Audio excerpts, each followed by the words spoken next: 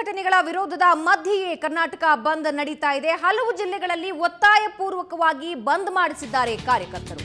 ವಿಜಯಪುರದಲ್ಲಿ ಬಸ್ನಲ್ಲಿದ್ದ ಪ್ರಯಾಣಿಕರನ್ನ ಕೆಳಗೆ ಇಳಿಸಿದ್ದಾರೆ ಕಾರ್ಯಕರ್ತರು. ಬಾಗಲಕೋಟೆಯ ಹಳೆ ಬಸ್ ನಿಲ್ದಾಣದ ಬಳಿ ಅಂಗಡಿಯವನ್ನ ಬಂದ್ ಮಾಡಿಸಿದ್ದಾರೆ. ದಾವಣಗೆರೆಯಲ್ಲಿ ಬಲವಂತವಾಗಿ ಹೋಟೆಲ್ ಅನ್ನ ಕಾರ್ಯಕರ್ತರು ಮುಚ್ಚಿಸಿದ್ದಾರೆ.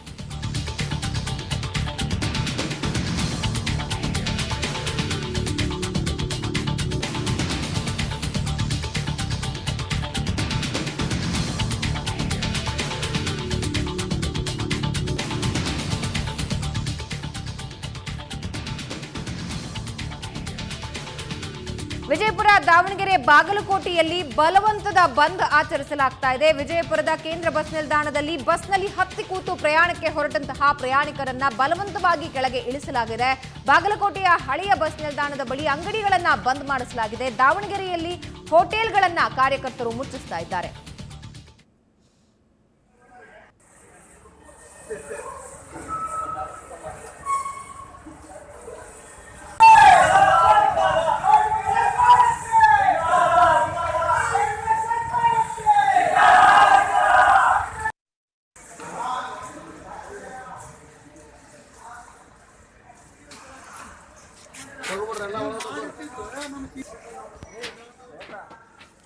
ವಿಜಯಪುರ, ದಾವಣಗೆರೆ ಮತ್ತು ಬಾಗಲಕೋಟೆಯಲ್ಲಿ ಸಂಪೂರ್ಣ ಬಲವಂತದ ಬಂದ್ ಆಚರಿಸಲಾಗ್ತಾ ಇದೆ. ವಿಜಯಪುರದ ಕೇಂದ್ರ ನಿಲ್ದಾಣದ ಬಳಿ ಹೊರಡೋದಕ್ಕೆ ಸಿದ್ಧವಾಗಿದ್ದ ಬಸ್ನಿಂದ ಪ್ರಯಾಣಿಕರನ್ನ ಬಲವಂತದಿಂದ ಕೆಳಗೆ ಇಳಿಸಲಾಗಿತ್ತು. ದಾವಣಗೆರೆಯಲ್ಲೂ ಕೂಡ ಅಂಗಡಿ ಮುಂಗಟ್ಟುಗಳನ್ನ ಬಂದ್ ಮಾಡಿಸಿದ್ದಾರೆ ಕಾರ್ಯಕರ್ತರು.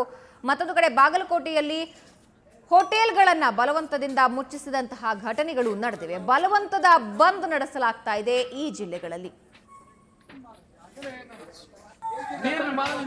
ಈ ಬಗ್ಗೆ ಇನ್ನಷ್ಟು ಡೀಟೇಲ್ಸ್ ನೀಡ್ತಾರೆ ನಮ್ಮ ಪ್ರತಿನಿಧಿ ವರದರಾಜ್. ಬಲವಂತದ ಬಂದ್ ಆಚರಣೆ ಮಾಡಲಾಗ್ತಾ ಇದೆ. ಈಗ ಅಲ್ಲಿ ಸದ್ಯದ ಸ್ಥಿತಿ ಹೇಗಿದೆ?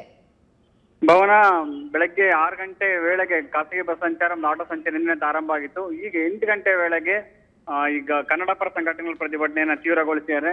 ಅಂದ್ರೆ ಇವರು ಈಗ ಆಟೋಗಳಿಗೆ ಮತ್ತು ಖಾಸಗಿ ಬಸ್ಗಳಿಗೆ ಎಚ್ಚರಿಕೆಯನ್ನ ಕೊಡ್ತಾ ಇದ್ದಾರೆ. ದಯವಿಟ್ಟು ಬಂದ್ಗೆ ಬೆಂಬಲ ನೀಡಿ ಅಂದ್ಬಿಟ್ಟು ಅವರು ಕೋರ್ಕಂತಿದ್ದಾರೆ. ಈಗ ನಗರದ ಜಯದೇವ ವೃತ್ತದಲ್ಲಿ ಈಗ ಒಂದು ಕನ್ನಡ ಪರ ಸಂಘಟನೆಗಳು ಒಂದು ಪ್ರತಿಭಟನೆಯಲ್ಲಿ ನಿರತವಾಗಿವೆ.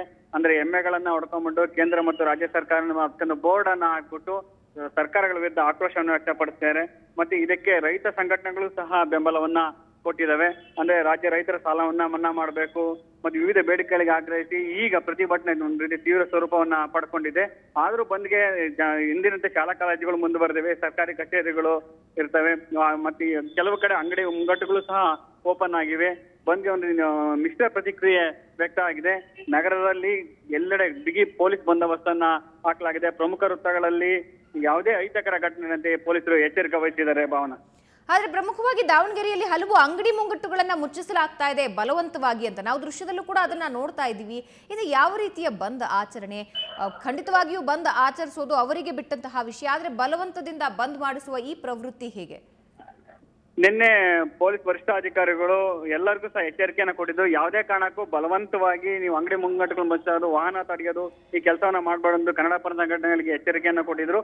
ಆದ್ರೂ ಸಹ ಇಂದು ಮುಂಜಾನೆ ಎಲ್ಲ ಯಥಾ ರೀತಿ ನಡೆದಿದ್ದರಿಂದ ಅವರು ಪ್ರತಿಭಟನಾಕಾರರು ಆಕ್ರೋಶಗೊಂಡು ಕೆಲವು ಕಡೆ ಅಂಗಡಿ ಮುಂಗಟ್ಟುಗಳನ್ನ ಅವರೇ ಮುಚ್ಚಿದ್ದಾರೆ. ಈ ಪೊಲೀಸರು ಒಂದ್ಸಲಿ ಎಚ್ಚರಿಕೆಯನ್ನ ಕೊಟ್ಟಿದ್ದಾರೆ, ನೀವು ಯಾವುದೇ ಕಾರಣಕ್ಕೂ ಅವ್ರನ್ನ ಮನವಿ ಮಾಡಿ ಅದು ಮುಚ್ಚಬೇಡಿ, ಇಲ್ಲಾಂದ್ರೆ ನಾವು ಅರೆಸ್ಟ್ ಮಾಡ್ತೀವಿ ಅಂತಲೇ ಹೇಳಿದ್ದಾರೆ. ಆದ್ರೆ ಈಗ ಜಯದೇವ ವೃತ್ತದಲ್ಲಿ ಸಹಜವಾಗಿ ಕನ್ನಡ ಪರ ಸಂಘಟನೆಗಳು ಸುಮಾರು ಒಂದು 5-6 ಸಂಘಟನೆಗಳು ಈಗ ಪ್ರತಿಭಟನೆ ನಿರತರಾಗಿದ್ದಾರೆ.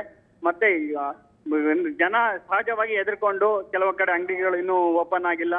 ಮತ್ತೆ ಆಟೋ ಮಾಲೀಕರು ಸಹ ಈಗ ಬೆಂಬಲವನ್ನ ಕೊಡ್ತಿದ್ದಾರೆ. ಅಂದ್ರೆ ರೂಟ್ ಅನ್ನ ತಪ್ಪಿಸ್ಬಿಟ್ಟು ಪ್ರತಿಭಟನೆ ನಡೀತಿದ್ದಾರೆ.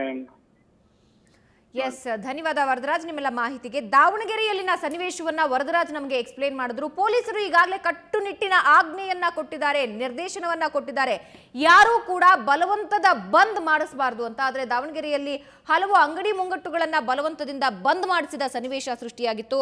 ಮತ್ತೊಂದು ಕಡೆ ಬಾಗಲಕೋಟೆಯಲ್ಲೂ ಕೂಡ ಪರಿಸ್ಥಿತಿ ಭಿನ್ನವಾಗಿರಲಿಲ್ಲ. ಅಲ್ಲಿ ಹೋಟೆಲ್ಗಳನ್ನ ಬಂದ್ ಮಾಡಿಸಲಾಯಿತು. ವಿಜಯಪುರದಲ್ಲಿ ಹೊರಡ್ತಾ ಇದ್ದಂತಹ ಬಸ್ನಿಂದ ಪ್ರಯಾಣಿಕರನ್ನ ಇಳಿಸಿ ಬಲವಂತದ ಬಂದ್ ಆಚರಿಸಲಾಗ್ತಾ ಇದೆ.